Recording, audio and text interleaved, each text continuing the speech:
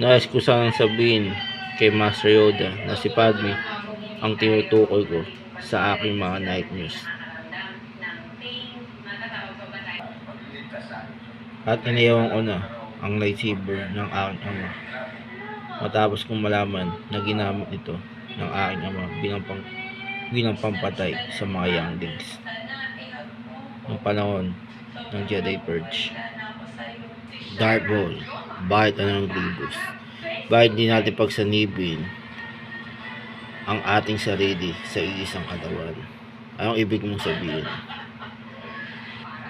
Para magamit natin ito laban sa isa nating kaaway, walang iba kundi si Obi-Wan Kenobi. At ayoko naman direktang komprontahin si Obi-Wan Kenobi dahil natakot ako dito. At natutuwa ako dahil napatay na rin sa wakas ni Vader si Obi-Wan sa loob ng Death Star. At tuluyan ko nang nalaman na si Anakin ay buhay pa talaga. At siya ngayon ay si Darth Vader. Ngayon, matapos siyang patayin ang kanyang sariling master na si Obi-Wan sa loob ng Death Star. At sa wakas, nalaman ko rin ang tungkol sa pamangkin ni Lady Satin na may lihim na pagtingin kay Master Obi-Wan Kenobi. At matagal ko ng pangarap talaga na magsuot ng piraso mula sa baluti ng clones para magamit ko kung sakaling sasabak ako sa nagaganap na yun na Clone Wars bilang isang Jedi General. At gusto ko rin sanang harapin sana si Anakin sa may Mustafar kasama ni Obi-Wan.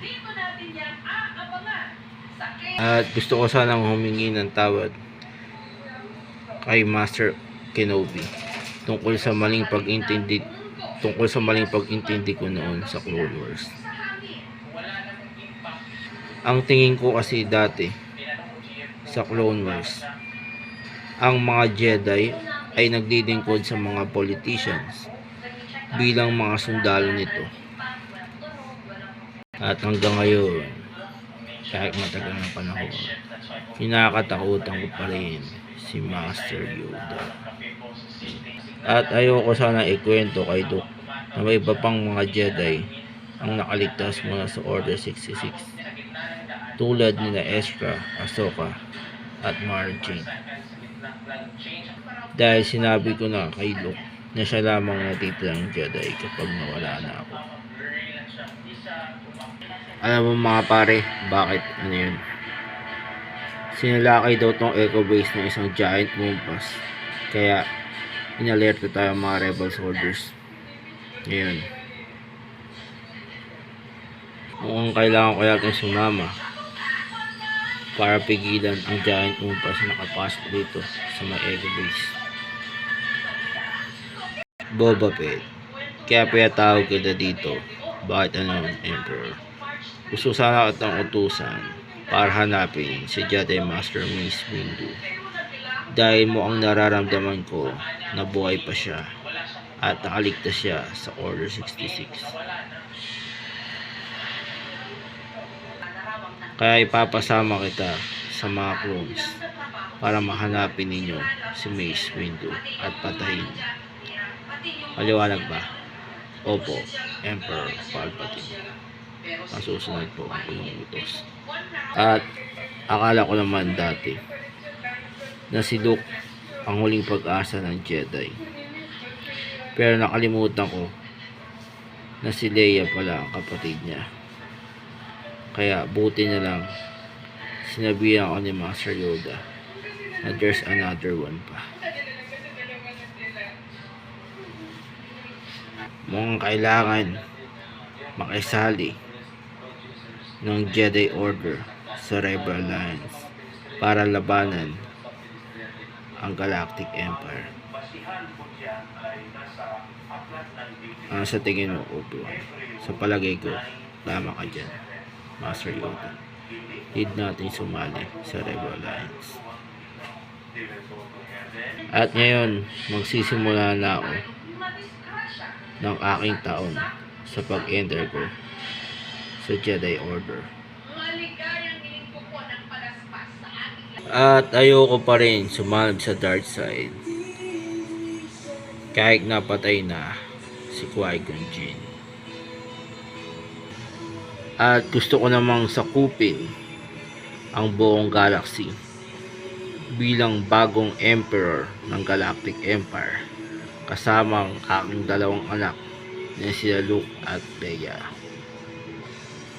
At akala ko naman talaga ay naging Jedi Master ang aking amang si Anakin. Hindi. Isa lamang siyang Jedi Knight kaya kinurik kita.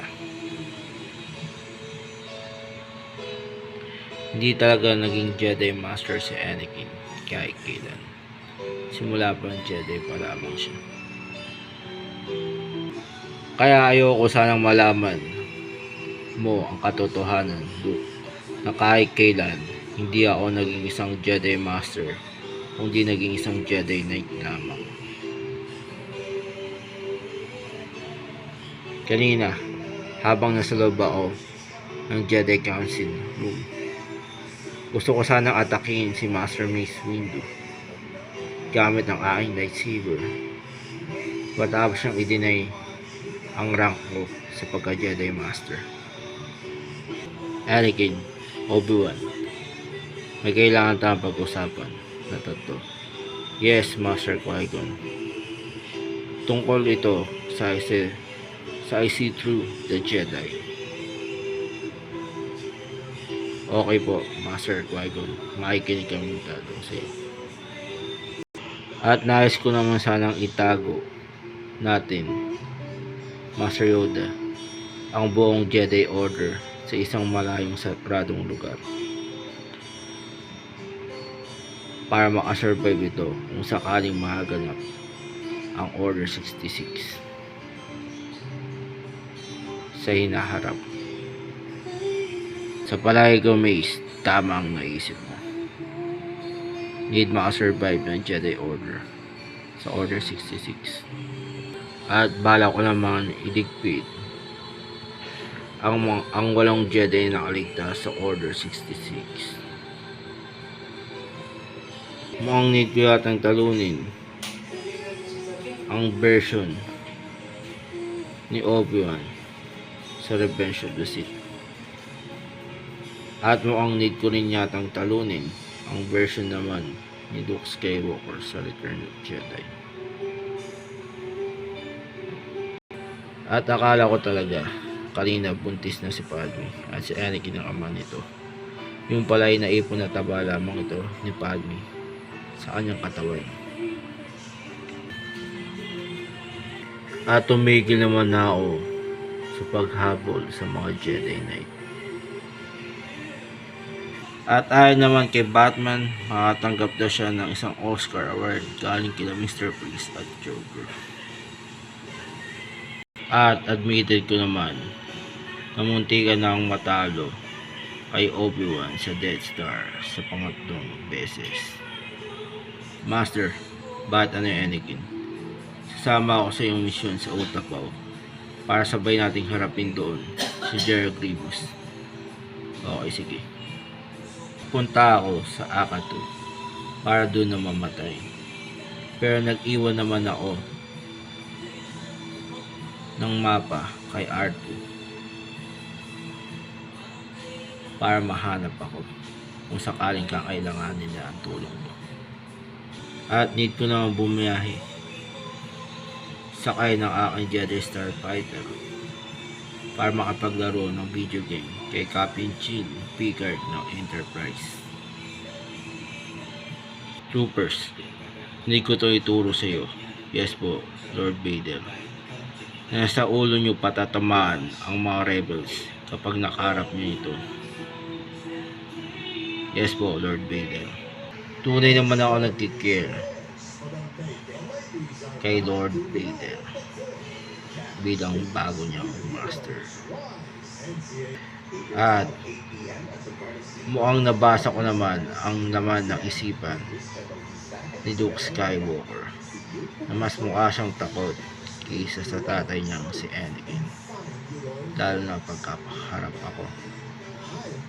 At gusto ko na magpaturo sana ng Kung Fu kay Master Oogway, kaya need kong kausapin si Shifu ngayon.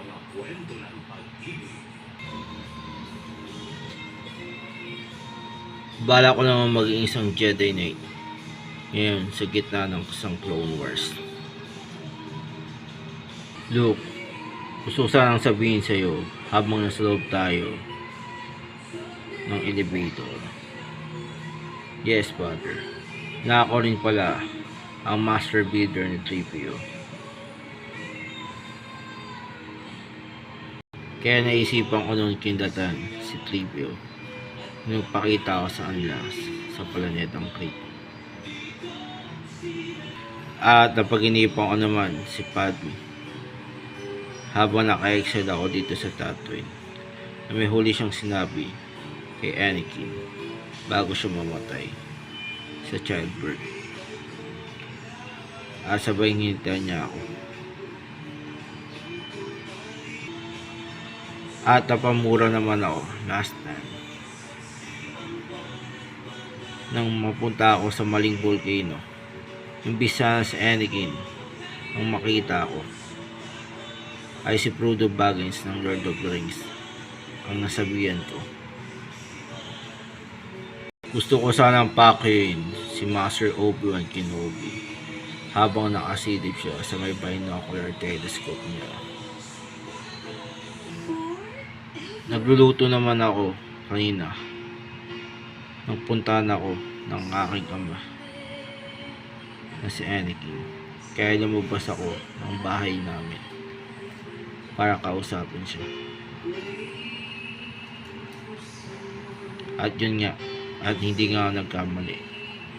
Paglabas ko, nakita ko ang Force Ghost ng aking amang si Anakin Skywalker na gusto kong kausapin.